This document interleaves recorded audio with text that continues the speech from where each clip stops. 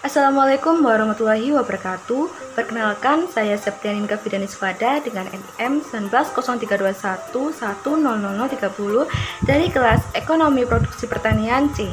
Di sini saya akan menjelaskan tentang fungsi produksi COP12 dan Stochastic Frontier dengan adanya video ini untuk memenuhi tugas ujian tengah semester mata kuliah Ekonomi Produksi Pertanian.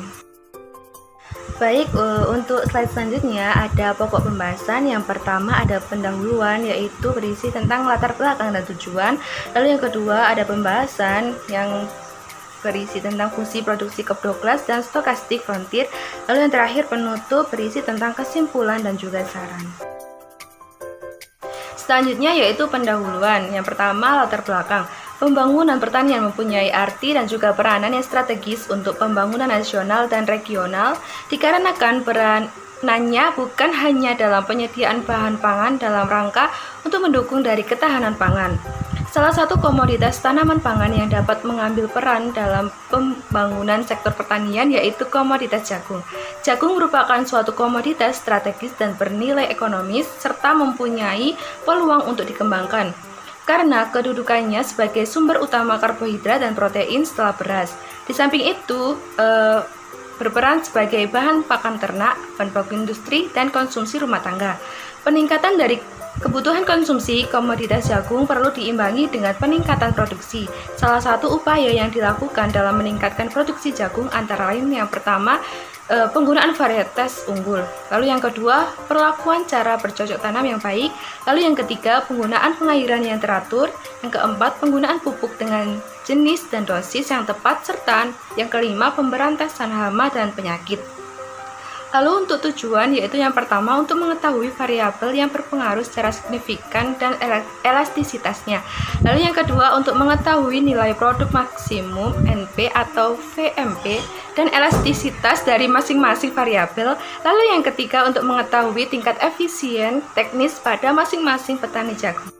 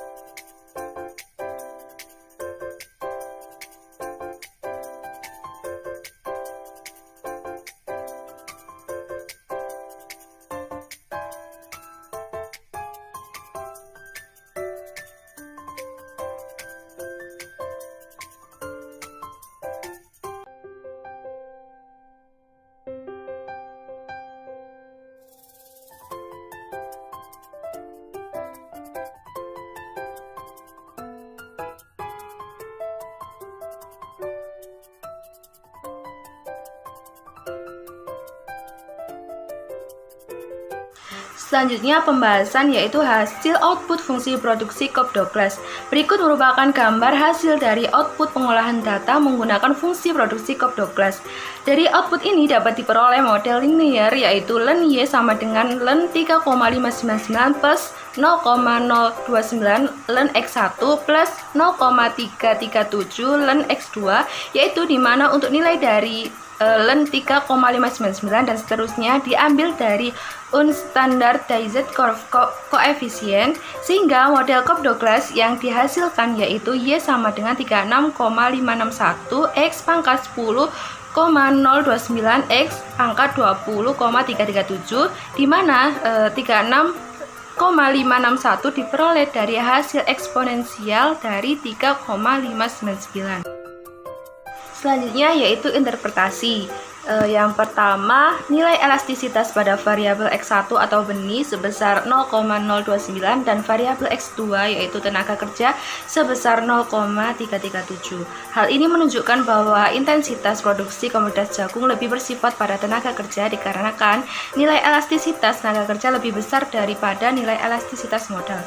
Lalu yang kedua, nilai elastisitas produksi sebesar 0,029 atau lebih dari 1, sehingga bisa diketahui bahwa fungsi produksi komoditas jagung bersifat increasing return to scale. Lalu yang ketiga, nilai konstan sebesar 36,561 yang menunjukkan variabel independen yaitu benih dan tenaga kerja akan dianggap konstan apabila produksi komoditas jagung bertambah sebesar 36,561. Lalu yang keempat, nilai koefisien parsial untuk variabel X1 atau benih sebesar 0,029 dan juga bertanda positif. Hal tersebut menunjukkan bahwa variabel modal mempunyai pengaruh yang searah dengan variabel hasil dari produksi.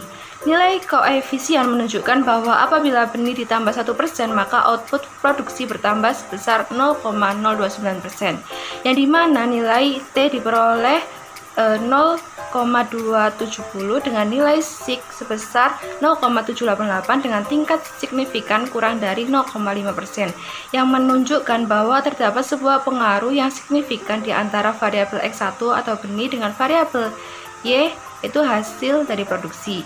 Lalu yang kelima, nilai koefisien parsial untuk variabel X2 yaitu tenaga kerja sebesar 0,337 dan bernilai positif. Hal ini menunjukkan bahwa variabel modal mempunyai sebuah pengaruh yang searah dengan variabel hasil dari produksi.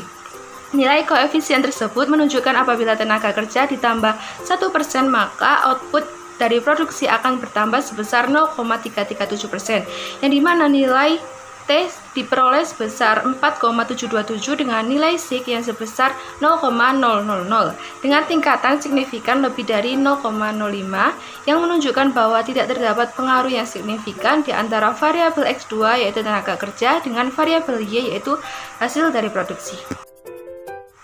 Selanjutnya perhitungan nilai produk maksimum fungsi Y sama dengan 36,561 X pangkat 10,029 X 20,337. Diketahui V1 sama dengan Rp 1,00, V2 sama dengan Rp 4,00, P sama dengan Rp 10,00 per kilo, APP X1 sama dengan 5, APP X2 sama dengan 1. Berikut perhitungan untuk mencari MR1 dengan hasil 1,45 per 1 lebih dari 1. Sehingga secara ekonomis penggunaan faktor produksi benih belum efisien, dalam arti faktor produksi benih masih bisa ditambah. Berikut yang kedua, perhitungan untuk mencari MR2 dengan hasil 0,08 kurang dari 1, sehingga secara ekonomis penggunaan faktor produksi benih belum efisien, dalam arti faktor produksi benih masih bisa ditambah. Sehingga secara ekonomis penggunaan faktor produksi tenaga kerja belum efisien, dalam arti faktor produksi tenaga kerja perlu ditambah. Maaf salah, tenaga kerja perlu dikurangi.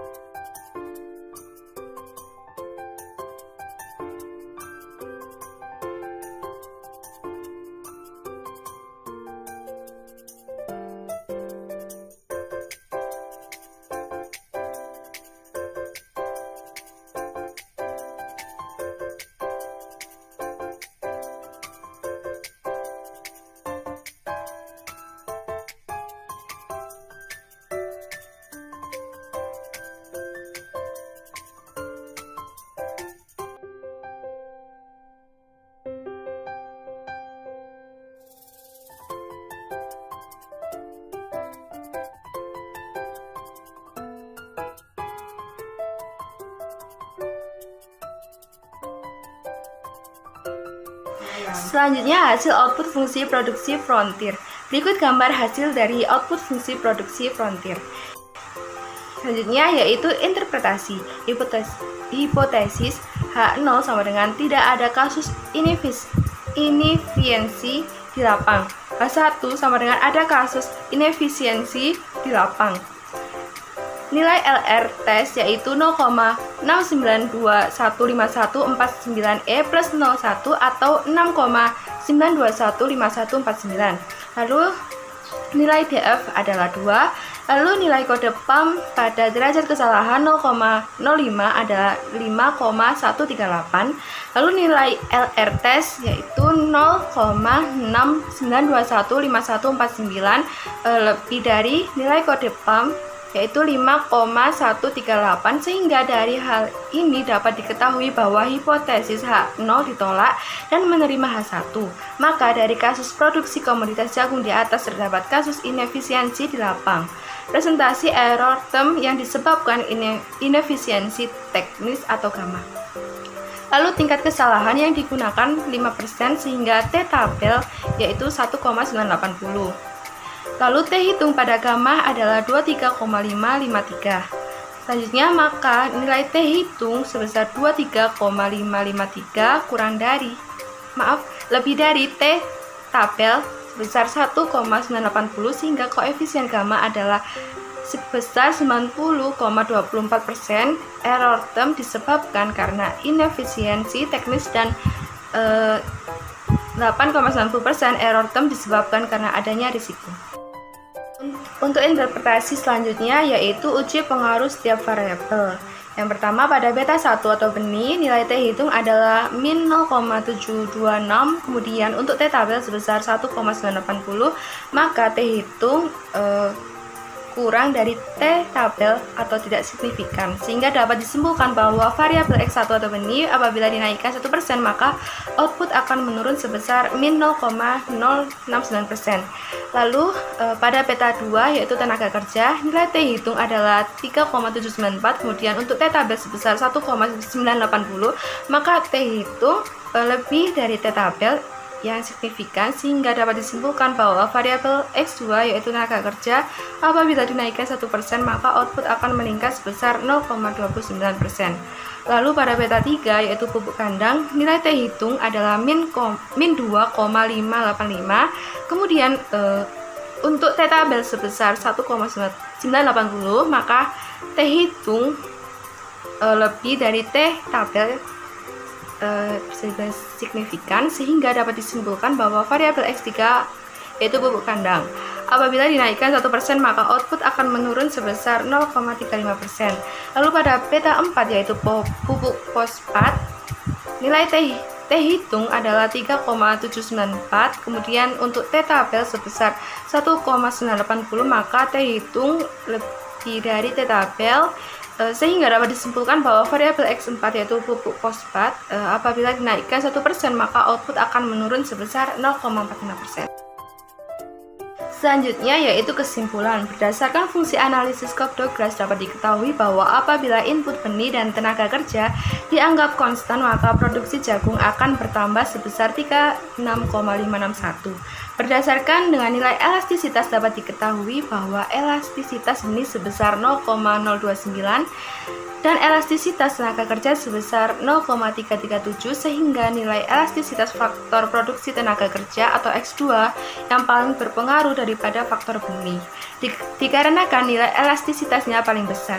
Berdasarkan dari perhitungan NPM atau VMP diketahui bahwa baik input benih dan tenaga kerja masih belum efisien atau penggunaan input tersebut masih belum memaksimumkan profit. Untuk analisis fungsi stokastik frontier diketahui bahwa terdapat kasus inefisiensi di lapang yang dimana hal ini dibuktikan dengan nilai LR test lebih dari kode PAM, dan berdasarkan presentasi error term dapat diketahui koefisien gamma adalah sebesar 90,24%. Error term disebabkan karena inefisiensi teknik dan 8,90% error term disebabkan karena adanya risiko. Selanjutnya yaitu saran yang pertama, berdasarkan hasil dari analisis fungsi produksi Cobb Douglas, petani dapat menambahkan input benih dan tenaga kerja supaya produksi jagungnya meningkat dan supaya efisien secara ekonomis. Lalu yang kedua, berdasarkan hasil dari stokastik frontier, maka petani harus meminimumkan faktor inefisiensi eksternal supaya petani dapat efisien secara teknis. Sekian penjelasan dari saya. Apabila saya ada salah kata, saya mohon maaf yang sebesar-besarnya. Terima kasih. Wassalamualaikum warahmatullahi wabarakatuh.